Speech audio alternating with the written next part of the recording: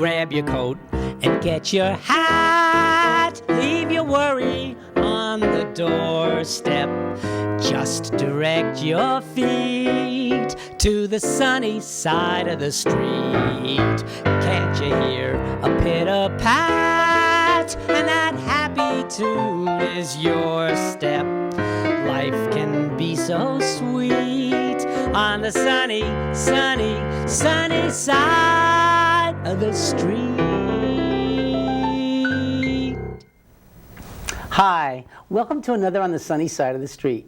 I'm your host, Todd Gross, and I'm a clinical psychologist and director of a group practice, Adams Street Associates in Newton. And our show, On the Sunny Side of the Street, really tries to look at another side of reality, the side of reality where people are really very positive and helping each other, making a difference, and sometimes beating amazing odds.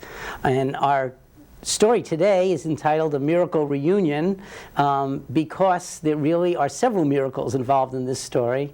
Sometimes you hear a story that really makes you so moved that you really want to cry, and that's what we have today.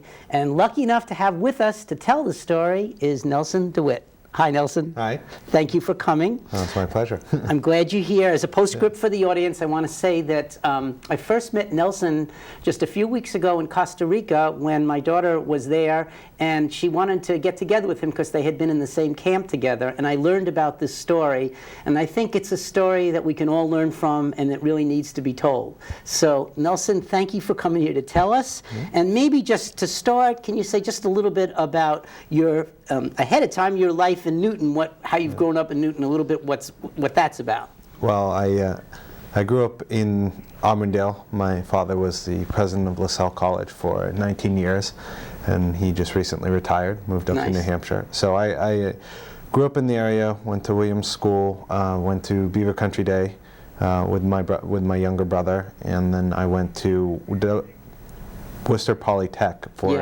for 3 semesters. Where I studied computer science, and then I transferred to Wentworth back in Boston to do business. Cool. Now that's the end of the story, but the beginning of the story is pretty amazing. So I wonder if you could take us through a little bit of how you got to end up in Newton, the whole story behind that we really want to focus on today. All right. So my parents were revolutionaries in the war in El Salvador in the early 80s, late 70s, early 80s. Yes. And they were fighting. I mean, El Salvador was a country where 95% of the wealth was controlled by 5% of the population, and everyone else was very poor. And they were fighting to try and make it better for everyone, including their children and everyone else in the country.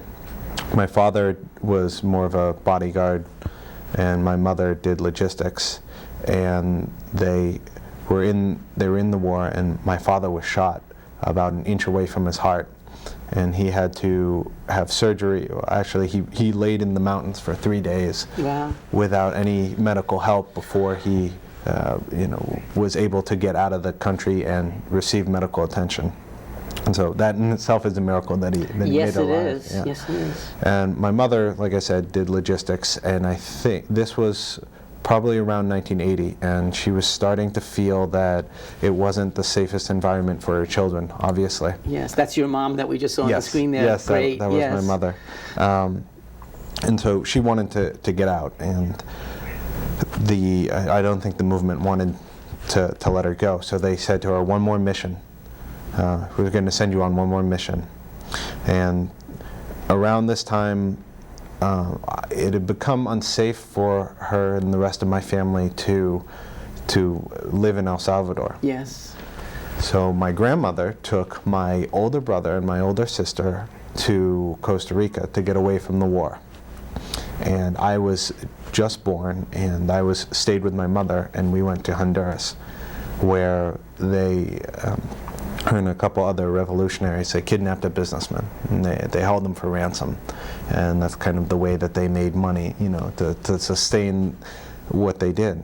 And the Honduran government found out that they were there, and they stormed the house, and they killed the people that they found. And my mother was able to make one last phone call to my grandmother saying, take care of the children. And that's the last we ever heard from her. So sad. Yeah.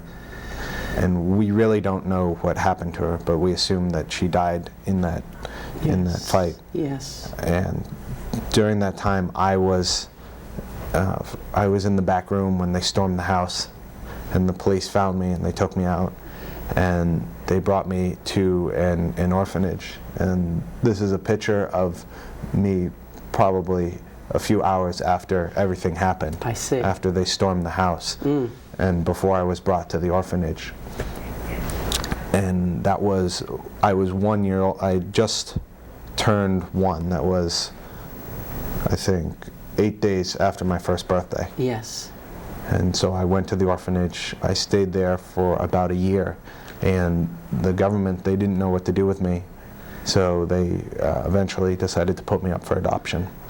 And around April of 1983, my parents here in America were just starting the adoption process. I mean, they were probably a year away, and they received a phone call from their agency, and they said, "We have a child for you, except that they have no photo, no history, and you have until 3 o'clock tomorrow afternoon to decide." God. Yeah, so they didn't get a lot of sleep, obviously. Yeah. Trying to figure out what to do, and Yes. thankfully they did decide to adopt, and they went down later that month, actually in May. Yes. And they spent about a month, doing paperwork and that kind of stuff. And then in late May, I was brought back to the U.S. I see. And I grew up here. And And really, not knowing anything of that history, right? Really, we knew very little about what happened because the government was trying to cover it up and Yes. not, they didn't tell us that much about what was going on. In fact, when I was growing up, I didn't even know my birthday, Really? my real birthday. So my parents, when I was adopted, they made up a birthday in August 25th, which is the one that they decided on. Did you, just curious, did you have, growing up, because there's many adopted kids I've worked with too, did you have questions in the back of your mind, like I wonder what my real parents are like, what my identity? Yeah, absolutely, of course. Yeah. And that was, I think, a struggle for me because having so little information, just made it even that much harder because, you don't know who your parents are Right. or anything like that, and you wonder who you are. And sometimes I almost felt like the first 2 years of my life, it didn't exist. Yes. There was this huge hole. Big hole, yeah, vacuum. Yeah, and just wondering, what happened there? Who was I? Where did I come from? So we really had no way of finding my family, and we were kind of stuck. Yes. I had always thought, I think freshman year in high school, I had started to think about, well, maybe senior year, I can go down to Central America and look, Find and out start to something, search. yes. So I wanted to know what happened, but I also, at the same time, knew it was very hard Yes. to find that, Sure. be able to find them. So in 1992 or 93, when the war was over, Uh-huh. my grandmother decided to go back to Costa Rica and start looking for me. And this was, a lot of people told her, don't do it because it'd Risky. be dangerous. Yeah, Yes. exactly. I mean, the war had just ended and, very dangerous situation. But she, I think it was very hard for her and the rest of my family as well to lose not only my mother, but me. So she took a baby picture, the one baby picture that she had of me, and she went door to door asking people, do you know have you seen my son? I mean, my grandson. Yes. Have you seen my daughter? There's that picture of you. Yeah. How did they respond, Nelson, when she would try to ask them? My sister has told me that they slammed a lot of doors in her face and they didn't Yeah. want, because they were revolutionaries, so they didn't want to be Yes. associated with that. A lot of fear too, I'm Right. sure. I'm sure. But luckily, after I think a year of searching, she found an organization that was willing to help. And it's called Probusquera, Yes. and they specialize in finding children that were separated in the war in El Salvador. See, what happened for a lot of children is the government would go and steal children away from their parents as a way to punish the supporters of the revolution. And then those children would go up for adoption.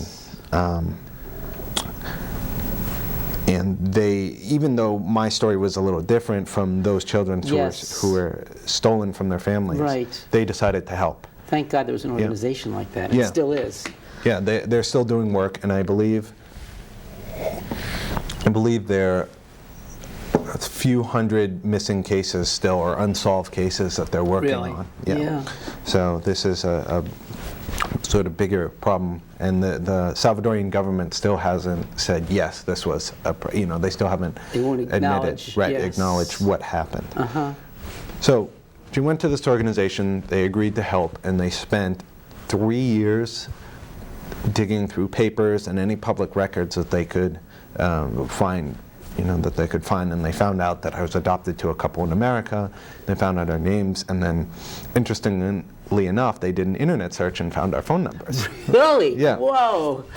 Amazing. So, amazing. This is just keep going. It's an amazing story.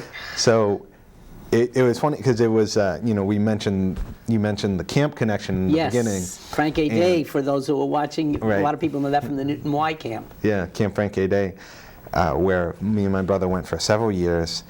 And we had just gone, this was the summer of 1997. It was the first day, they dropped me off at camp, and my dad was at home in Newton. Okay. And he receives this phone call, and the guy on the other end says, "Did you adopt a son in 1983 by the name of Nelson Ward DeWitt?" Whew, gets you chills up your spine, yes. Again, this was also like at 9 o'clock at night, Yes. And he almost dropped the phone. Yeah. Because how would anyone know this? Was this his birth family looking for him, or Yes. And he was someone from another organization called Physicians for the Human Rights. Yes. And they do the DNA testing for probúsqueda. And to verify that. Exactly. So he kind of briefly told my dad, who they were, what they did, and the story, and they sent a FedEx package the next day to him, where it could read the report of everything that they happened and how they discovered, how they tracked me down. And they sent pictures and they decided not to tell me until I came back from camp, because there's a visiting day halfway through, yes, and I it do would know be that. very difficult to a bit of heavy news to lay on you at that moment. Yes. Yeah, it would be a little difficult to say, hey, we found your family, but now we have to, So you went through the whole summer. Right. Okay. So I went not knowing. And they had, I guess, plenty of time to think about it. Which must have been amazing for them. Yeah. So I come home the last day of camp, and after dinner, my parents sit both me and my younger brother down, and we were a little confused at first, like, what's going on?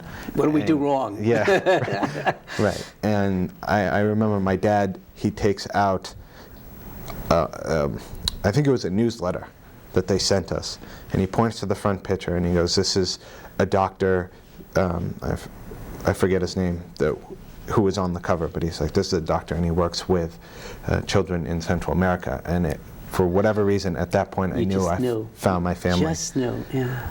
And you couldn't have told me otherwise, but I knew that was my family, and I had found them. And they began to tell me the story about, how my family were in the revolution, how they fought, and how it was separated from my birth family. And shortly after, one of the way that probúsqueda approaches the families is they realize that these are, it's adopted families, and this is going to be quite a shock, to have these some people. Appreciation of how much they've invested in you and what you mean to them, and what this would mean to them. Yes, exactly. So they take this approach where you find out first that you have a family in Central America, and then it's on you to make that contact. And there have been cases where people are unsure, if they want to do that, you know, Right, because it's very sure. difficult. Yes. But I wanted to get the DNA test, and So you were know, really like, I want to find out. I Yeah. want to meet these people. yeah, I want to mean, connect. we could tell by the pictures that they sent us that you know, my brother and I happen to look a lot alike, so it wasn't very difficult to tell that we were related. But this kind of, Yes. you know, made it official that we were related. Wow, it's so amazing. And we planned, you know, so this was August that we found out. We did the DNA test, and that came back maybe around this time, you know, Yeah. 10 years ago, around this time. And then we rushed to get plane tickets to Central America for Christmas. Which meant that your adopted parents were definitely on board with you, like, we're going to Yes. follow this through with Yes, yeah. And I think they were obviously a little nervous in the time leading up. And, you know, one of the sort of defining moments that my dad, my adopted father, told me about later was I received this letter from my father in Central America, and it came in the mail, or it was a group of letters, and I got it, and you know, I come home first from school, and I was looking at it, and then he came home and he says, "How was your day?" You know, he calls up to me, and I was like, "I got a letter from my dad," you know, and he was just like, you know, Yes. I'm sure that was very difficult to hear because, you know, Yes. for He's been your dad. right, exactly. And they were very nervous, I think, that, you know, they didn't know this family. What if they were a bad influence? What if I wanted to stay? I think my younger brother was also very nervous about that. Yeah. He was 12, so he kind of felt, oh, maybe I'm losing my older brother. Yes, You know. of course. Yes. I, on the other hand, I never really, that didn't really cross my mind, you know. For whatever reason, I was just, you know, this was my family, you know, and it didn't, you know, there was no real conflict of interest for me for whatever reason. So December, we go down to Central America, Yeah. and we, you know, we fly in, and we get to the airport, and as I'm walking out, I see, you know, this man, older man who looked like me, and Oh, this little girl God. come towards me, and they both kind of like hug me, Oh, God. and you know, and then it's kind of all a blur from there. I don't remember much because it was, you know, I met my brother, my sister, my grandmother, you know, all these family, and we had. You have a picture there. Oh, yeah. This is of the reunion? Yep, that's all of us. And Unbelievable. And Look that's- at that. my father on the far left. Okay. My grandmother's next to him. Yes. Next to him, then my brother, my older brother. That's me in the middle. My sister. Who I met. That's Yes. Ava, right? Yes, that's Ava, and my stepmother, and then in the bottom is my half sister, my younger half sister. So Oh my God. that was us the very first night that we met, and you know, after that it's all kind of a blur. It's really, you know, we have this other picture. And it's kind of shaky, and there are all these lines, and it kind of describes the emotions. That you know, it was just Yes. a complete rush. And then we, you know, head back to the hotel, and I remember sitting in the car with my little sister next to me, and it was just, you know, this unbelievable feeling to finally have found your Look family. at that. Yes. Yeah. After all these years, you know. It And must be hard to put into words what that must have felt like for you. it is, because it's really, you know. Piece of yourself, too. Yeah. You rediscover. Yes, and I think it's funny, one of the things that I realized, you know, right away was that, you know, we did a lot of activities. We were there for a week, so we went, you know, sightseeing and touristy kind of things, and as I'm walking, you know, down the street, I look ahead of me and I'm like, hey, they walk like me, you know, like, and it was really cool to see these people who, you know. All the mannerisms. Right, Yes. exactly, and especially me and my brother. And, Oh, is that funny? yeah, and so we'll be, you know, now that we've got to know each other, like we'll be drinking, you know, a glass of water or something, and then we'll put it down and it'll hit the counter at the same time, and we can hear the noise. And it's just funny because we grew up, you know, thousands of miles apart. And yet it's, yeah. And it's yet like we're a so- puzzle, and all the pieces all of a sudden come together. Yes. Amazing. Amazing. So it was really quite quite an emotional and incredible experience. How was it with you, between your adopted parents and the rest of the family? How did they seem to react to meeting all these people?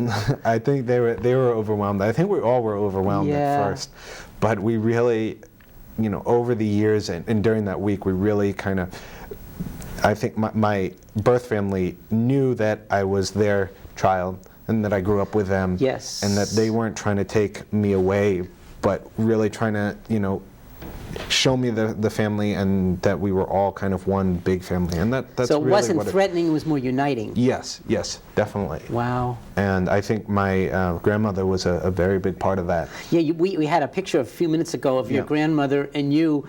I wonder what you'd want to say about her. I mean, what an amazing, that's another miracle, her persistence to dig and find you. It wouldn't have happened without her. She must be amazing. Very amazing. I mean, she's 85 and she still goes between Costa Rica and El Salvador very frequently, and she's very, very strong woman, and she's been through a lot. And I mean, her story is another, Yes, another show.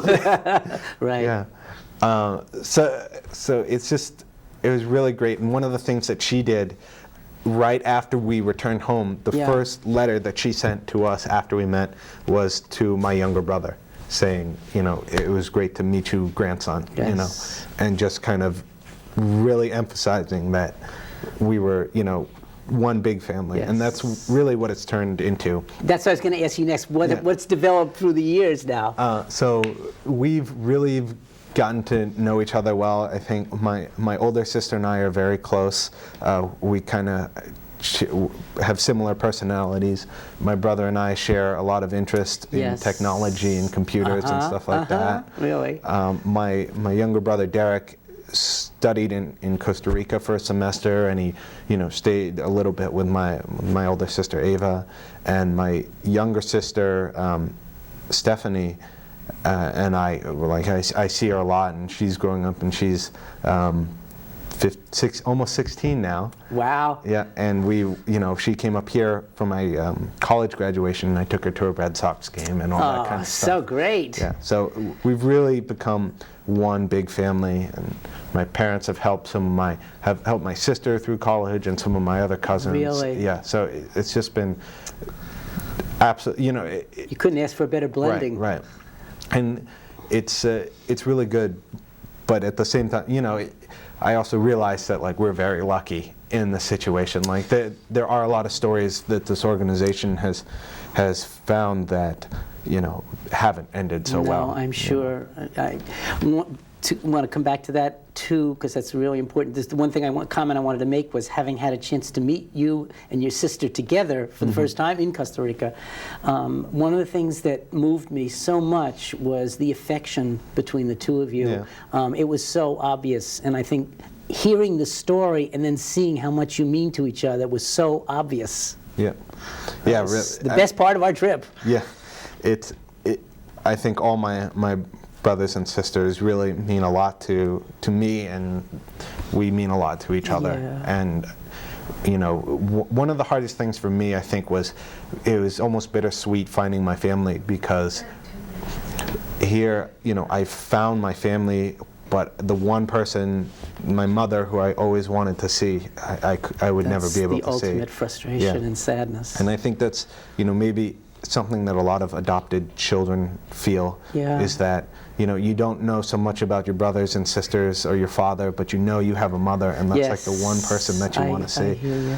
And finding out that I'd never be able to see her was very difficult. And I think it was also difficult for my brothers and sisters, to not have her around and have to grow up, absolutely, almost on their own in some ways. I'm really sorry about that, and I feel, I keep remembering your sister Ava saying, it's such a sad story, but what a miracle ending, and how lucky we are. And she has a sense of what you said, both sides, the terrible loss that will always be with you, and also the wonderful thing that you found together and what you've built together. Yeah, exactly. Amazing, amazing. You mentioned a little bit about other kids, who have less fortunate, and you mentioned some of the organizations. Anything you would like the viewing public to know about resources if there's problems and these, just a little bit about that. I actually met a couple months ago, I met a group of other Salvadorian adoptees. Some of them had similar stories as myself, Yes. and there's actually one back in April. There's a woman here in I forget where, but in Massachusetts, who was in the paper, and she was separated from her family and reunited by the same organization that I was, and grew up in America and those kind of things. Sure. So we met, there's a group of us now, and we're trying to put together some sort of network where we can talk to other people around the country maybe that have been through the similar situation, or who are looking for their family or are thinking about it or unsure. Absolutely. And we're kind of putting together this network, which isn't, we're still trying to finalize it and figure everything out. Sure. But I guess, you were asking me where people could go for that kind of thing. Yeah. So I guess the easiest thing to do is if you go to, I have a website, a blog that actually me and my sister have been writing about our story. And if you go to it, it's www.innasmiracle.com. Okay. And you can go there and not only read about our story, but also Other people's. you can contact me, and I can put you in contact with the other people in the organization that Good, that's the network. great. I also remember, Nelson, you saying when we were in Costa Rica about your stepmother writing a book too about this, right? Yes. Well, actually, one of the things one of my summer projects was to write to ebook, to kind of just lay out the story, because it is very complicated, and the short time that we have here doesn't quite cover everything that happened. So I put together this ebook, and it's basically the blog posts that my sister and I wrote, and I put them in chronological order to kind of tell the story. That's good. That's and good. Then my mother is working on a story that's probably even more detailed about, what it was like for us finding our family, reuniting, and then going back. That would be a wonderful story to read. Telling my family story, and then the last chapter that she wrote, which was really, really special, was it's called Imagining Mila, or Imagining My Mother. Yes. And so she interviewed all of the family and really tried to picture like who this woman was that would risk her family to fight for a better country, and better to do life for people. for a better life. And she has this dialogue with her and asks her, like, what were you thinking? What were you feeling? That would be great to read that. And so it was really emotional to read, but it was very well done. And then the final chapter is going to be about the other children who kind of had their lives torn apart during this war. I know we only have a little time left. I just wanted to ask you, in general, I mean, you've been through so much, and so much of your life has gotten connected back. Are there any lessons that really hit you from all this experience about life, because you've been through all this? Very quick. Yeah, it's very hard to say, especially quickly, but just, finding these people, if you're thinking about looking for your family or anything like that, just try it, just look, because you never know what happens.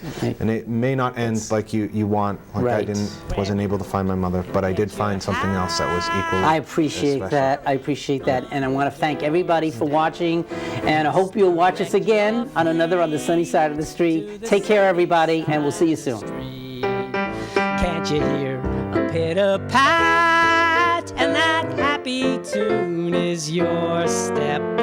Life can be so sweet on the sunny side of the street. I used to walk in the shade with those blues on parade, but I'm not afraid.